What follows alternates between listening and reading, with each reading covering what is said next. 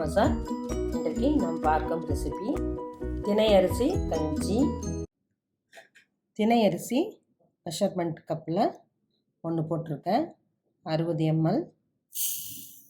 அதே மெஷர்மெண்ட் கப்பில் அரை கப் பாசி பருப்பு போட்டிருக்கேன். இது பொங்கல் பருப்பு. இதை 1 மணி நேரம் ஊற வச்சிடணும். அப்போ தான் நமக்கு தினை அரிசியில் இருக்க உமியெல்லாம் வரும், சீக்கிரமாகவும் சாஃப்டாகவும் வேகும். இரும்பு கரண்டியில் 2 டீஸ்பூன் நெய் விட்டுருக்கேன்.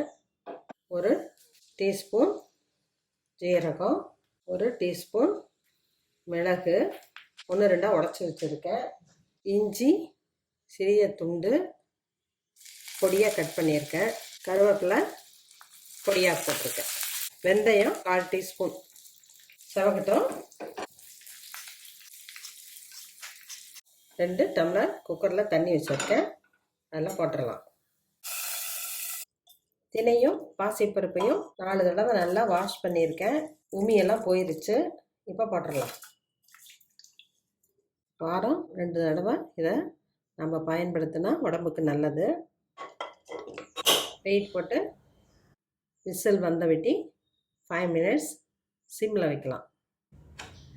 விசில் சவுண்டு அடங்கிருச்சு. நல்லா வெந்துடுச்சு.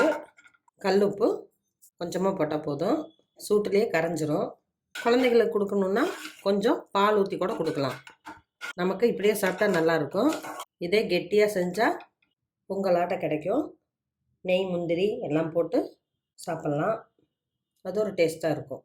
தேங்காய் துருவல் 1 டேபிள் ஸ்பூன். தினை அரிசி கஞ்சி ரெடி ஆயிடுச்சு.